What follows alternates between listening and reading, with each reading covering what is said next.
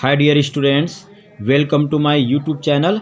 आज मैं आप लोगों के लिए लेकर आया हूँ छत्तीसगढ़ माध्यमिक शिक्षा मंडल रायपुर कक्षा 12वीं विषय भौतिकी असाइनमेंट 5 माह दिसंबर 2021 का सलूशन। तो देखिए, इसमें क्वेश्चन फर्स्ट पूछा गया है, प्रकाश के व्यतिकरण के लिए आवश्यक कोई दो शर्तें लिखिए। यंग के द्विस्लिट प्रयोग में व्यतिकरण फ्रिंजों की चौड़ाई ज्ञात करने का व्यंजक प्राप्त कीजिए। यंग के द्विस्लिट प्रयोग में तीव्रता वितरण का आरेख खींचिए। ये 4 नंबर का क्वेश्चन। तो देखिए, स्क्रीन में आपको प्रकाश के व्यतिकरण की आवश्यक शर्तें लिखा है, जिसमें फर्स्ट, प्रकाश की दोनों तरंगों की आवृत्तियां समान होनी चाहिए। सेकेंड, दोनों तरंगों के आयाम लगभग समान होने चाहिए। इसके बाद यंग के द्विस्लिट प्रयोग में व्यतिकरण फ्रिंजों की चौड़ाई के लिए व्यंजक आपको स्क्रीन में नज़र आ रहा होगा। स्क्रीन जो है स्लाइड किया जा रहा है, आप स्क्रीनशॉट लेके अपने असाइनमेंट कॉपी में लिख सकते हैं इसको।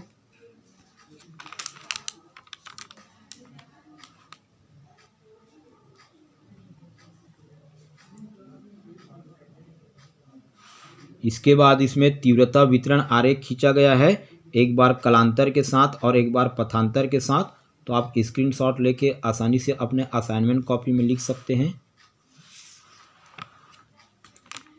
क्वेश्चन सेकेंड, दे ब्रोगली की परिकल्पना लिखिए। कोई इलेक्ट्रॉन विरामावस्था से विभव v वोल्ट द्वारा त्वरित किया जाता है तो इलेक्ट्रॉन की द्विब्रोगली तरंग दैर्ध्य का सूत्र प्राप्त कीजिए। 10⁴ वोल्ट से त्वरित इलेक्ट्रॉन से संबंध द्विब्रोगली तरंग दैर्ध्य ज्ञात कीजिए। तो डियर स्टूडेंट, द्विब्रोगली की परिकल्पना दिया गया है, जिसमें दो परिकल्पना है। फर्स्ट, संपूर्ण विश्व में ऊर्जा द्रव्य और विद्युत चुंबकीय तरंग अर्थात विकिरण के रूप में विद्यमान है। सेकेंड, प्रकृति में सममितता होती है, अतः यदि विकिरण की द्वित प्रकृति होती है तो गतिमान द्रव्य और कण की भी द्वित प्रकृति होनी चाहिए, अर्थात गतिमान कणों में तरंग गुण होना चाहिए।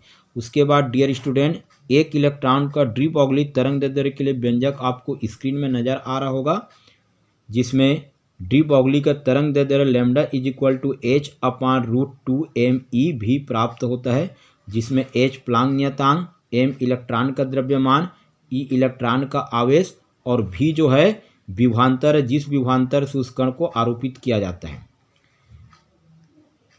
इसके बाद 10⁴ वोल्ट से त्वरित इलेक्ट्रॉन से द्विब्रोगली तरंग दैर्ध्य का व्यंजक आपको यहाँ पर स्क्रीन में नजर आ होगा, जिसमें न्यूमेरिकल क्वेश्चन सॉल्व करने पर लास्ट में तरंग दैर्ध्य का वैल्यू 0.1227 एंगस्ट्रॉम प्राप्त होता है।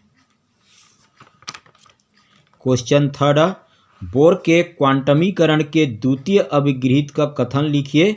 हाइड्रोजन स्पेक्ट्रम में लाइमन श्रेणी तथा बामर श्रेणी के प्रथम रेखा के संगत तरंग दैर्ध्य को ज्ञात कीजिए।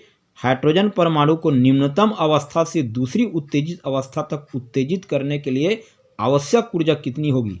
तो डियर स्टूडेंट, यहाँ पर देखिए स्क्रीन में आपको बोर के क्वांटमीकरण के द्वितीय अभिगृहित का कथन जो है आपको स्क्रीन में समझाया गया है। आप स्क्रीनशॉट लेकर असाइनमेंट कॉपी में लिख सकते हैं। इसी प्रकार हाइड्रोजन स्पेक्ट्रम के लाइमन श्रेणी के अधिकतम तरंग दैर्ध्य के लिए व्यंजक दिया है, जो 1215 एंगस्ट्रॉम प्राप्त होता है। उसी प्रकार बामर श्रेणी के लिए भी स्क्रीन में नज़र आ रहा है, जिसमें अधिकतम तरंग दैर्ध्य 6563 एंगस्ट्रॉम प्राप्त होता है। इसी प्रकार से स्क्रीन में आपको हाइड्रोजन परमाणु के अवस्था प्रकरण यहाँ पर दिखाया गया है, जिसमें इलेक्ट्रॉन को निम्न अवस्था से प्रथम उत्तेजित अवस्था में आने के लिए आवश्यक ऊर्जा 10.2 इलेक्ट्रॉन वोल्ट प्राप्त होता है। आप स्क्रीनशॉट लेके आसानी से अपने असाइनमेंट कॉपी में लिख सकते हैं। क्वेश्चन 4, हाइगन के द्वितीयक तरंगिकाओं का सिद्धांत समझाइए। किसी तरंगार्क पर दो बिंदुओं के बीच कलांतर कितना होता है। तो डियर स्टूडेंट, यहाँ पर देखिए हाइगन के द्वितीयक तरंगिकाओं का सिद्धांत आपको स्क्रीन में नज़र आ रहा है, जिसमें से प्रथम है, किसी तरंगार्क पर स्थित प्रत्येक बिंदु तरंग स्रोत की तरह कार्य करता है, जिससे नई तरंगें उत्पन्न होती हैं। इन तरंगों को द्वितीयक तरंगिकाएँ कहते हैं। सेकेंड, यदि माध्यम समांगी है तो द्वितीयक तरंगिकाएँ मूल तरंग की चाल से ही चलती है। थर्ड, किसी भी क्षण इन तरंगिकाओं पर बाहर की ओर खींचा गया उभयनिष्ठ स्पर्शीय तल उस क्षण पर नए तरंगाकार की स्थिति को प्रदर्शित करता है।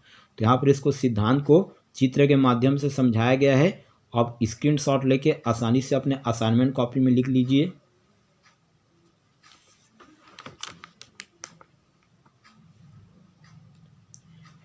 क्वेश्चन 5 अ ब स 3 खंड में है 4 नंबर का।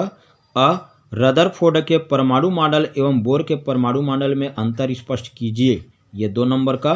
ब डेविसन जर्मर प्रयोग से किस बात की पुष्टि होती है, और स आइंस्टीन का द्रव्यमान ऊर्जा तुल्यता संबंध लिखिए।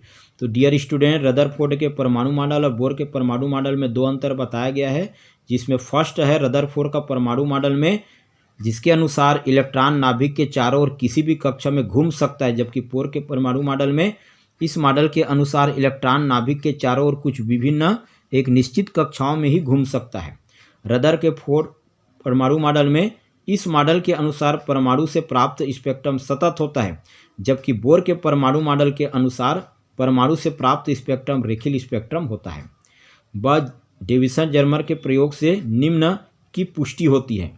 इलेक्ट्रॉन की तरंग प्रकृति की, सेकेंड यह पदार्थ की तरंग प्रकृति की भविष्यवाणी करता है, और थर्ड यह गतिमान इलेक्ट्रॉन से संबंध डी ब्रोगली तरंग दैर्ध्य के अस्तित्व की पुष्टि करता है।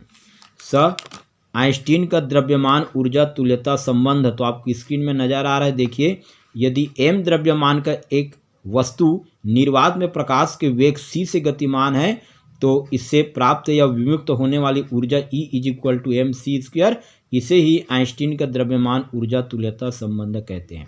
तो डियर स्टूडेंट्स, सारे क्वेश्चन के आंसर आपको आसानी से समझा दिया गया है। आप स्क्रीनशॉट लेके आसानी से अपने असाइनमेंट कॉपी में लिख लीजिए, ताकि फुल मार्क्स आपको प्राप्त हो सके। तो डियर स्टूडेंट, इसी प्रकार से फिजिक्स के और भी नॉलेज के लिए मेरे यूट्यूब चैनल को देखते रहिए, चैनल को सब्सक्राइब कीजिए। Thank you.